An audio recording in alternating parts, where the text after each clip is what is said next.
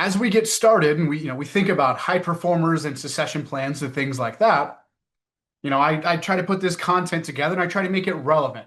And probably like most of us, I've been watching, some of the Olympics or at least some clips and things like that. And so when you think about high performers, Olympians are the pinnacle of that, right? They're literally the best person in their country at whatever their sport is, right? And then they determine, right, who is literally the best person in the world at their discipline.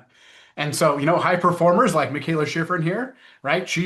Most people say she's literally the best female skier ever. To be honest, I don't know a whole lot about alpine skiing. I know you point your skis downhill and you go as fast as you can. That's the extent of what I know.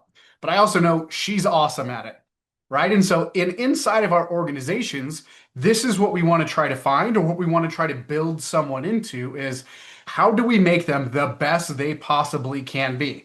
How do we make them the best in our industry, in the world, at their role? And so that's part of what we're going to focus on is how do we help folks grow into and become high performers? Then we have the other side, right, which is succession planning. And for those of you that have seen the show Succession, you know that you want to do the exact opposite of what they did as they were transitioning the business from one generation to the other. If you have not seen it, it's definitely worth it. And it's also a great guidebook for what not to do as you transition inside of a business. But either way, right, we're going to tackle both of these challenges today. What do we do with our high performers? And how do we build out a succession plan that's going to help our companies grow and sustain into the future? I'm your host for these sessions. I'm Eric. I'm a 5392, but I definitely don't do this by myself. We have a whole team of folks that are here to help us and help me get ready for this stuff. So you probably noticed in the chat, we have Jen, who is taking care of it. Jen's a 7482. And you may see a little Kolbe Corp or a Kolbe Trading logo on the screen there. That's actually Deani. She's a real person. She's the one that makes sure that you got invited to this, puts together the landing page. She's going to make sure you get the follow-up emails and the recordings and all of that stuff. It takes all of us working together to build this, and we are all high performers in those different areas that we're tackling today. So, in the initial chat, I wanted to know, do you have a succession plan in place? Now what we're going to do is we're going to pop open a poll in Zoom, and what I want to know is, do you have a plan for your high performers? There's three options: yes, no, or no, but I want one. So just like in the chat, no, but I want one is in the lead. So we're going to give it, let's call it another 10 seconds. Then we're going to close the poll and we're going to share the results with you. There we go. So as you can see, a little more than 2/3 of you say, no, I don't have a plan in place for high performers, but I want one. Awesome. That is part of what our goal is today, is to help you build the foundation for how do you help high performers? How do you help them grow, develop, turn into that next generation of leaders? And as we were crafting the content, as we put our schedule together, what we realized is that there is a whole lot of overlap between high performers and succession planning, right? We have folks inside of our businesses that are amazing at what they do. What we got to figure out is how do we grow them, develop them? If they want to move to that next level, how do we facilitate that? And in succession planning, right, we're looking at, all right, we have a seat right now that somebody is currently sitting in. What do we do when that person leaves? How do we backfill that role and get even better results? And because we've worked with so many companies over all of these years, like I said, we've determined or figured out that there's a lot of overlap in these two. So a lot of the stuff that I'm going to talk about today when I'm discussing high performers, you can use in your succession planning.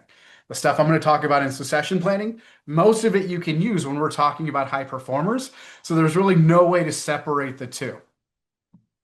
But it really all starts at the beginning. And at Kolbe, we help, roughly 1,200 companies a year hire, and we see all kinds of mistakes that folks make in the hiring process. So that's where we're going to start. In the hiring process, sometimes folks, do something called desperation hiring, where it's, you know what?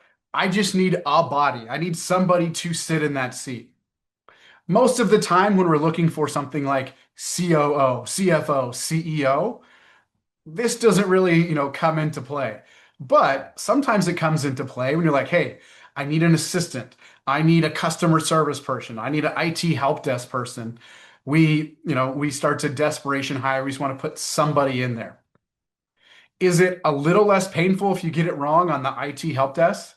Yes, but it's still devastating to the organization if you desperation hire a CEO or someone at the IT help desk. So it's the first thing you want to avoid is take your time to make sure you bring the right person into the organization, right? And as we talk about succession planning and high performers, if we have someone that's awesome and we think they're going to leave, it's not always the right answer to just promote them to the next level. That's another version of desperation hiring. Then the next one, only focusing on experience, skills, education. This is definitely tipping more towards the succession planning part, right? If let's say your organization is getting ready to go public and you're looking out there at all of the talent that you could bring in, you're like, hey, I'm going to bring this COO in because they've taken another company in our industry public and they know what to do. Maybe, but that's not the entire story. So I want you to look beyond just skills and experience. The next challenge that we often see in hiring is, hiring someone who is just like you or someone that you like. On the succession planning side, think about it like this. Most of the time, we love our children and we really like them, right? But that doesn't necessarily mean that they should be a part of the business. They should be the one that takes over, especially because they're probably just like you. And so it's easy for them to get on the same page. But the fact that they're just like you is sometimes what causes you to butt heads. Here's another factor that comes into play, not having objective measures in place. You need to be able to critically look at a position and say, is this person doing really well? Or is it just that we really like them? They're a great team player, so we think that they're doing well. So you need to have objective measures in place so you can actually see who are the true high performers. And that last one is not enough clarity on role requirements, right? If we're going to grow a high performer into a new role, we need to help them get a crystal clear picture of what that next step looks like. All right, so these are all things that you want to try to avoid during this process. And there are lots of tools that can help you with this. On the more subjective side, some of the softer parts of it, right? EOS has a great tool called the People Analyzer where you can look at folks, measure, do they align with our core values? Do they get it, want it, have the capacity to do it? And there are lots of ways to subjectively measure folks on your team. But like I said, in my hiring mistakes, you also need to have objective measures in place. In sales, this is super easy, right? How much stuff did they sell?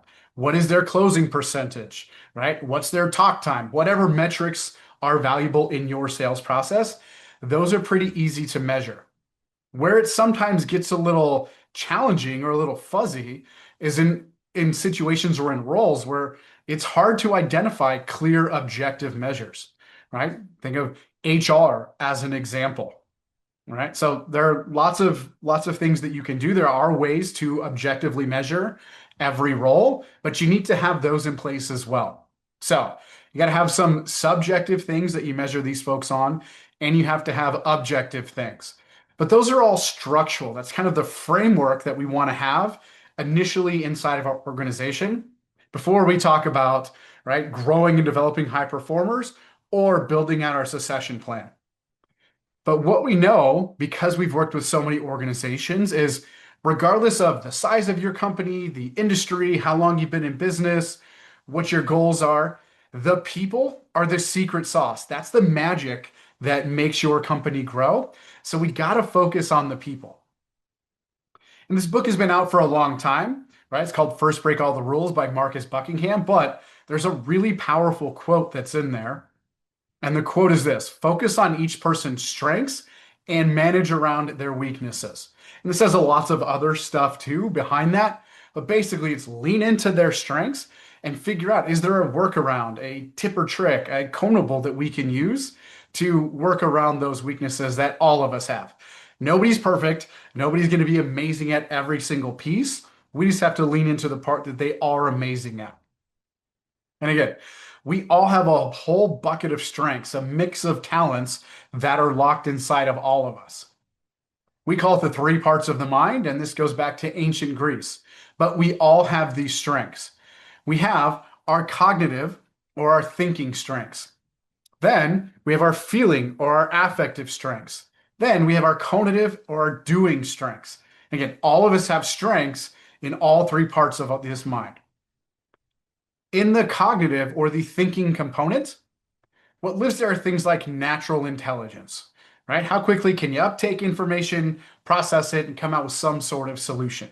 Then we have knowledge. We've learned stuff and we've developed skills over time. Then we have experiences. We learn stuff. Hopefully, when we do stuff that doesn't work, we don't do that again. And when things work, we do more of that.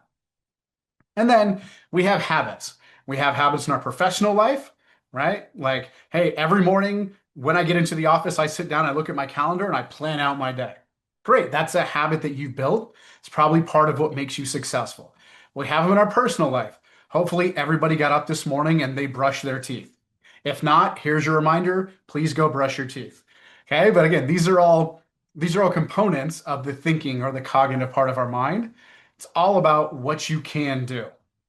That's only one piece. It's only one bucket of strengths that we have. We have two other ones. The next one is the feeling or the affective part of the mind. What lives there are things like personality, right? Thinking of some personality traits. Are you extroverted or are you introverted? Are you steady, stable, patient, or are you very, very impatient?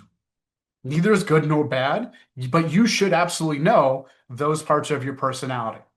Then you have motivations. Everybody has a reason that they get up and they do the stuff that they do every single day. And we're people, we have preferences. We love to do stuff and it gets us fired up. And there's other things where it's not our favorite, but we still get those things done. Then you have values as an individual within your organizations, in your community, and we have emotions. Again, it's part of being a human to have emotions.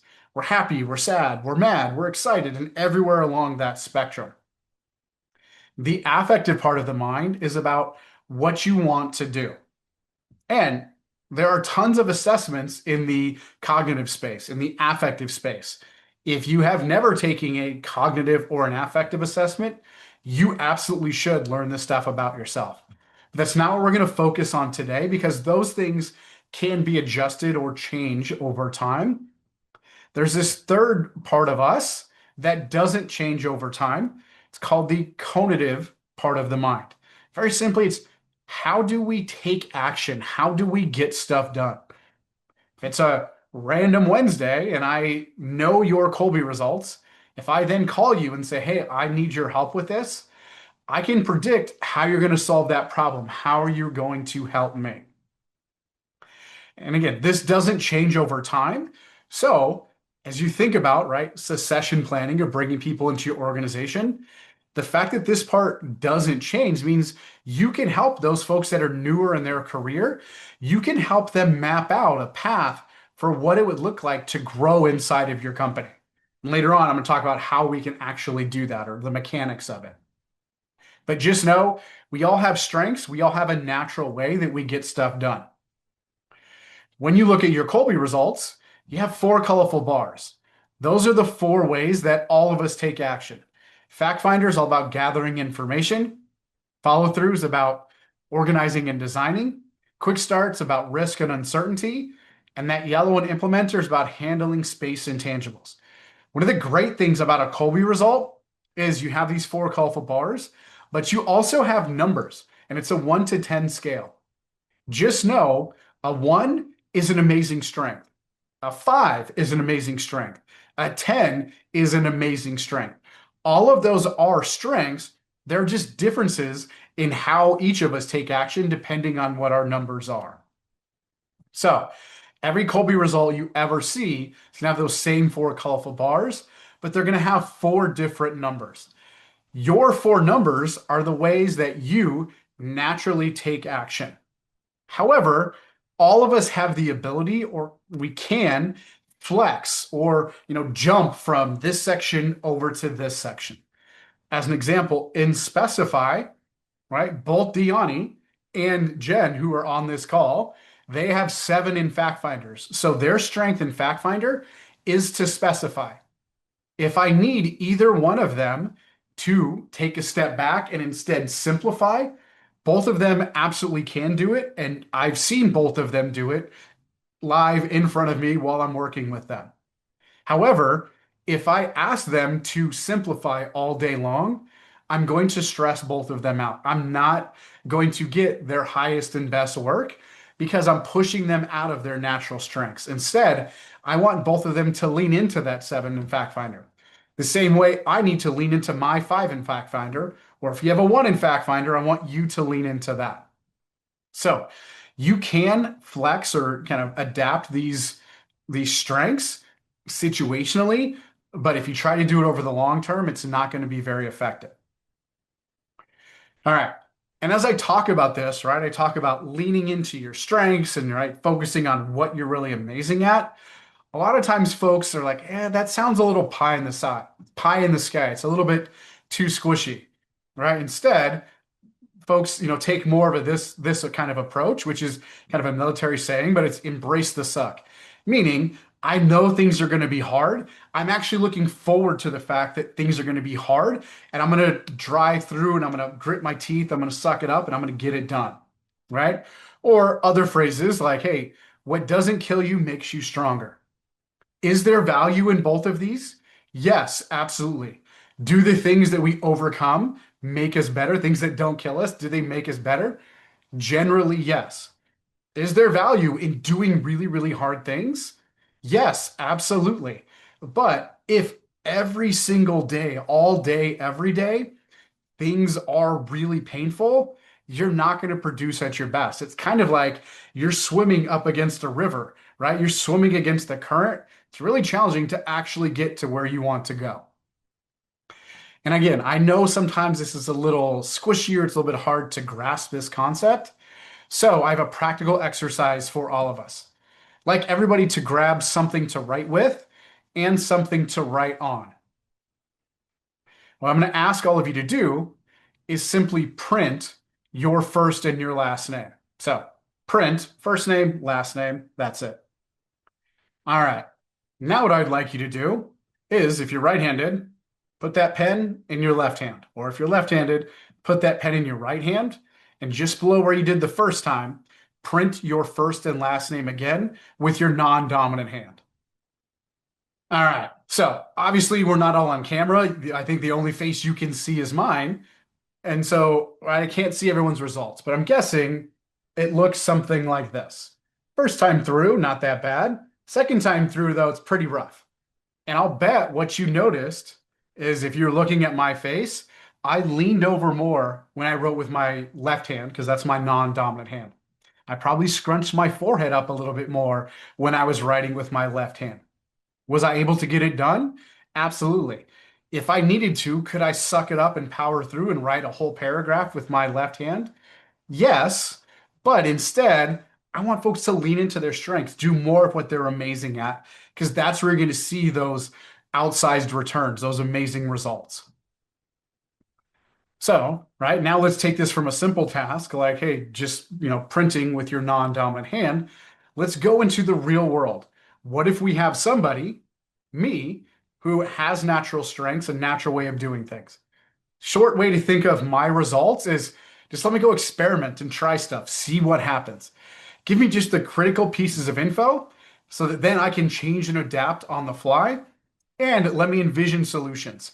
If I can do that all day long, I will be an amazing member of your team. But what happens if I end up in a job that looks like this? I need to be very precise. I need to do lots of homework. I need to create systems and processes and plans. I don't need to experiment. We've already figured out what works. I just need to keep doing what's been proven to work in the past and let me envision solutions. Can I pull this job off? Yes. For a couple of weeks, for a couple of months, I can absolutely do this. Over the long term, though, you're not going to get your best work from me because what I'm going to eventually turn into is this little guy here pulling his hair out, right? I'm going to be late on turning in projects. I'm going to be the guy on Tuesday asking if it's Friday yet. Then when I get home, I'm too tired to play with my daughter or have a conversation with my wife because it's kind of like I've been riding with my non-dominant hand all day, or I've been swimming up against the current all day. I'm just exhausted. So, right, we got to try and triangulate and figure out, okay, what does success look like for this person? And how do we guide them towards it? How do we get them to be more successful? In that triangulation, it always starts with the person. So, you want to know how somebody gets stuff done? Have them take the Kolbe A that will clearly identify their natural method of problem solving. But that's not the only component. We need to know more than just how does that person do stuff. We also need to know how do they see their own job. That's where the Kolbe B comes in. The short way to think of it is if there are any differences between A and the B, that's where that person is feeling a little bit of stress. That's where they feel like they're kind of swimming against the current. Again, we want to try, if we can, to close that gap so they don't feel like that. Instead, they're swimming downstream with the current. But, right, triangulate is generally three. So, right, we have Kolbe A, the person. We have Kolbe B, how that person sees their job. We also need to understand how does their boss see their job. So when we're looking at high performers, right, we want to see who is that high performer? How do they see their job? How does their boss see their job? You are going to run into situations where somebody is a rock star. They are crushing it. But then you're going to do this and you're like, well, wait a minute. How is that possible? The A doesn't line up with the B or C. It definitely can happen, but it's essentially a ticking time bomb. It can only happen for so long if the differences are great enough. If all day, every day, that person is just swimming against the current, then they're either high risk for burnout or they're at high risk for turnover because eventually they're going to hit that threshold. They're like, all right, I've had enough. I throw in the towel. That's it. And everyone has a different level of when they would throw in or a different pain threshold, but eventually we're all going to hit that. So we think about again growing those high performers. It's let's get them to lean into what they're amazing at. And as we think about our succession plans, we need to figure out what does that job actually need? How does that job need to get done? And if I put this person in this job, is it a really good fit? Or am I setting them up for a situation like this where I'm going to ask them to swim against the current all day? A couple of years ago, Kathy, our founder, and Amy Bruschi, our president, wrote a book called Business is Business. And they interviewed a bunch of our clients that were in family businesses. And one example was they interviewed someone named Antonio. And he worked for the family business. I believe his father founded it. He and his brother Carlos were working in it at the time. And this is what Antonio said about his job at the time. I wake up in almost in a brain fog most weekdays, and it gets worse as the day goes on. That's terrible. Can you imagine every single day you kind of wake up in a fog, and then you know every day is going to get progressively worse as it goes on? You're not getting the best from Antonio in that situation. If someone else is in that situation, you're not getting the best from them either. And to add insult to injury, Antonio's brother Carlos, he wakes up every day. He's fired up. He's so excited about how he's going to grow this business, new things that he's going to do, that Deezer's jumping out of his head. And so not only is Antonio in a fog, he's also jealous of his brother because his brother is fired up. This is a terrible place to put someone if, right, they're your next level of leaders, whether it's again, succession plan. It's my brother, my sister, one of my children that I'm going to put into the business. Or if it's a high performer that I'm growing, if I move them to that next step and I make them Antonio, that's not the goal. Instead, I want them to be Carlos. All right, so Leslie has a great question. In a company where no one has a full view on a position, how do you do a Kolbe C? Great question. With Kolbe Cs, it does not have to be just one person that does a Kolbe C. Generally, you want the direct supervisor of that role. They definitely should do a Kolbe C. But if a couple of people have insight into that role, they can do Kolbe Cs as well. The trick here is they each have to do their own individual Kolbe Cs. If instead two people sit side by side and they're like, I think we answered this one that way, and they argue back and forth and they come to a consensus on how to answer the next question, it ends up kind of muddying the waters. Instead, in that scenario, Leslie, have a couple people take their own individual Cs on a position. Then we can look at the similarities and the differences between all of those Kolbe Cs. But great question. Again, whether it's a high performer or it's a succession plan, how do I replace myself?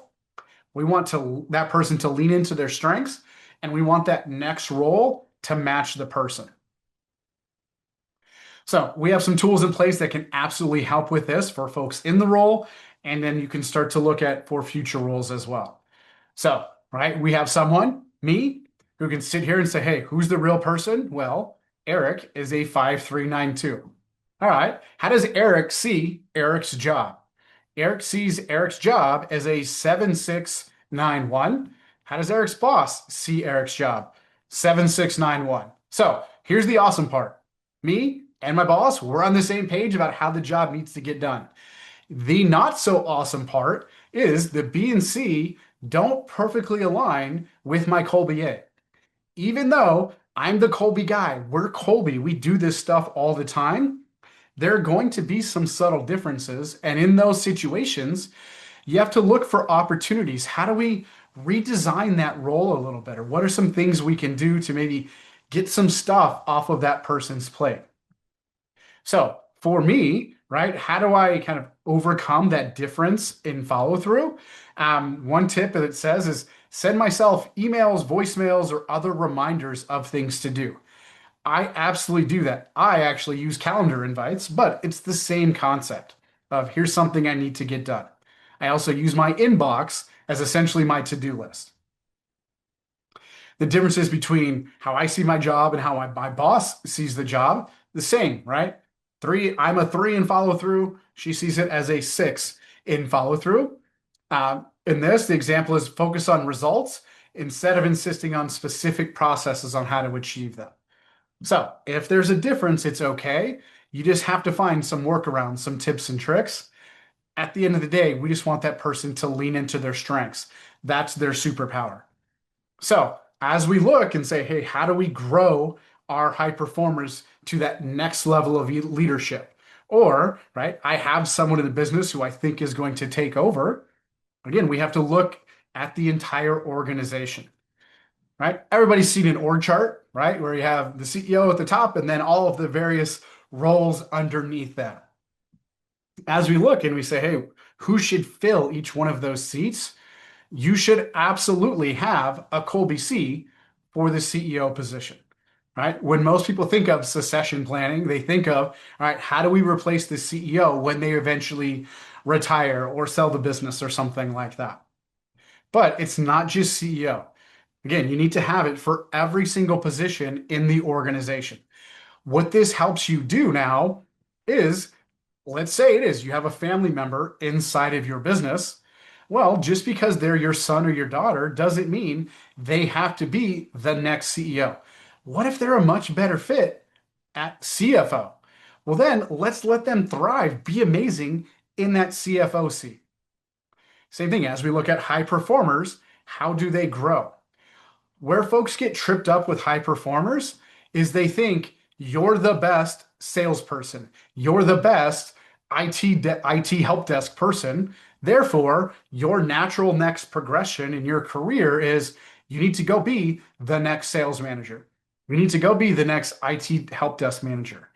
If you've mapped this out, you may realize that that high performer would actually then become a low performer if I then made them the sales manager because the person does not match the job. But this is a tricky situation, right? I have a person and I have a job that do not fit. I don't want to lose that high performer. What do I do? If you've mapped out every seat, you can look across the organization and say, where else would they fit? Maybe you wouldn't be a great sales manager, but we have a position on our marketing team where it is a perfect fit for you. Great. Let your next move is to go from salesperson onto the marketing team. Now you're learning a different aspect of the business. You're learning about how sales and marketing interact with each other. Then, as you can continue to progress in your career and move up through the organization, you can start to maybe move around from department to department or division to division so that if eventually we can keep you and continue to grow and develop you, when you get to the top of that org chart, it's easy for you to look across the entire organization and see how the pieces are interconnected. This is a great thing you can do for high performers. This is also a great thing you can do for succession planning, right? I think eventually so-and-so is going to take over the business. Great. Let's start them in finance, but then let's move them over into operations and a role that fits them in ops. Then let's move them over into HR or something like that. So as you start to build this framework out and say, hey, how do we develop our high performers? How do we develop those folks that we think are going to take over in the future? You got to look for job fit challenges. Where's this person going to get stuck? Where are they going to get tripped up? First place you need to look is on the cognitive side, right? So is this person missing some skills, some experience, some, reasoning, something like that? If they're missing skills, well, okay, let's have them practice something over and over again. Let's get them in a class, right? If they need some experience, well, have them tag along when you go to meetings, right? Have them sit in your office while you're on phone calls, having conversations with people, and then debrief after the fact. And if you can explain your reasoning, right? I'm kind of downloading that experience, that expertise onto them so I can fill that gap. The next place where folks can get tripped up on this progression is on the affective side, right? What if someone isn't motivated? Can you actually motivate them? In the short term, yes. I can give you a rah-rah, let's win one for the Gipper speech, and for maybe a couple of hours or a couple of days, you're fired up. Long term, I need to understand what actually motivates them at a core level. What gets them excited and fired up to do the job? And as we talked about, right, you have to look at core values and measure how do they fit those core values. And you can have conversations with folks about that. Here's why this is our core value. This is why it's so important to us, and they can grow into those. These two are a little bit flexible. Cognitive would be the most flexible, right? If they're missing some skills, we can skill them up. If it's a personality conflict, can be a little challenging, right? We can't have two brothers having a fist fight in the hallway. That's not going to work, right? If you've seen the Succession show, you remember the last episode. We don't want that, right? So we got to figure out how do we get people to work together? Maybe it's understanding different pieces of their personality. But again, those two, we can mold and shape a little bit. The hardest one to change is the conative piece. We've done studies on this. Your conative strengths do not change over time. We've done retest reliability studies out to 20 years. Over 90% of the time, we see no significant statistical change in the results. So conative strengths do not change over time. So how do we fix this, or what can we do about it? When you signed up for this, a lot of you had questions, and we said, hey, what's your name, what's your email address, but what are you hoping to get from this webinar? And I reconfigured it slightly, but most of you had questions sounded something like this. How do I get better at coaching, mentoring future leaders, high performers, something around there? That framework I just gave you, we're going to do it in reverse. That is how you coach and mentor them more effectively. So if I'm mentoring you to take over as the next sales manager, the next CFO, I need to first look and say, does the person fit the job or not? If it's this situation, you need to have a discussion with that person. You may need to change the plan. They may not be the next CFO if this is the case, because you're setting them up to fail by putting them in that seat where they're not going to be themselves all day long. So that's kind of step one. How do you coach and mentor these folks effectively? The next step is, all right, again, let's have a conversation about our values, why they are so important. How do you live them? What do you, as the leader, look for to ensure that your team is living those core values? And then finally, if we're missing skills, experience, let them tag along, let them ride shotgun. And eventually, right, ask for their input. How would you handle this? Hey, you were on that call. You see the problem I'm faced with. What would you do? Or what ideas do you have? By getting them thinking, getting them processing, they're going to start to come up with better and better ideas. So that's definitely one way that you can coach the next level of leader, whether they're a high performer or they're someone who's, as a part of your succession plan. But what I will tell you is all of us have our own biases. We all have what worked for us that may not necessarily be what's going to work for that next person. So when we put these webinars together, we have a team, as I mentioned, right? Jen is on the chat and I can see she's throwing some links in the chat and she's answering questions, all of that stuff. We also have Diani, who sets the schedule, comes up with the titles. She makes sure that we get follow-up and emails and all of that stuff. What if on this three-person team, I was trying to get Diani ready to fill this seat, to be the one that's talking you through all of this? And I cannot see her face right now, but I would bet that Diani is now sweating, right? Because it's making her nervous. Like, what do you mean I'm going to take over and do these webinars?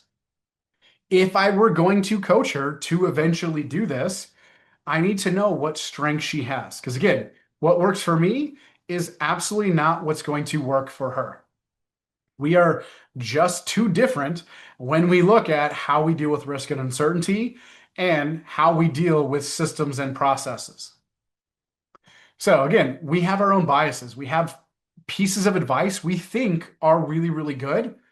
They're good for us, not necessarily good for everyone, even though they seem like universal good advice.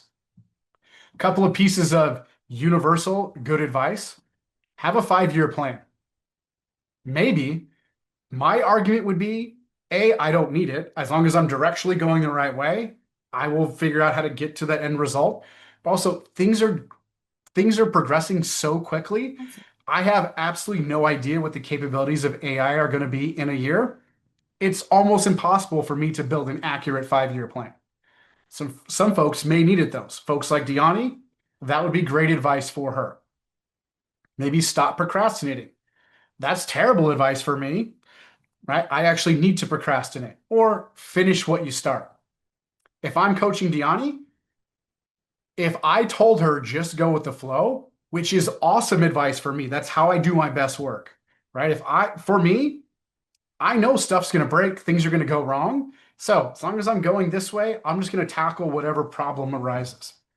She needs a plan and what to do if things go wrong. So I'm sending her off course by telling her to just go with the flow.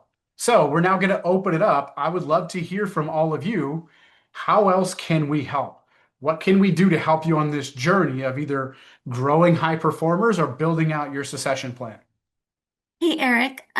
Leslie had a question about cognitive or affective assessments, what Kolbe recommends. We don't have a corporate, hey, we recommend this or we don't recommend that. What we find is if you're already using one, awesome, stick with that because that's what you know. Some of the ones that I personally have used that I find helpful, I find predictive index helpful. Hogan is helpful if I have someone to work with me and kind of decode the results. You can get some really good insights there, but there are tons of them. So connect with a consultant who knows about that stuff. They will have some good options for you. Hey, Eric. Also, Beth is asking, do we have a package that includes other assessments as they've all done their A's? I would say get with our team. So you can either email info@kolbe.com or call our main line 602 what is my 602-840-9770. Call the main line and get with somebody in our team, they can walk you through what's the right solution for you and the rest of the team. Generally, if everybody already has A's, your next step is B's and C's.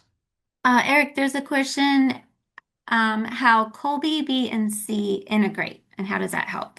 Yeah. So, three main indexes that Kolbe uses. Kolbe A, who is that person? How do they solve problems?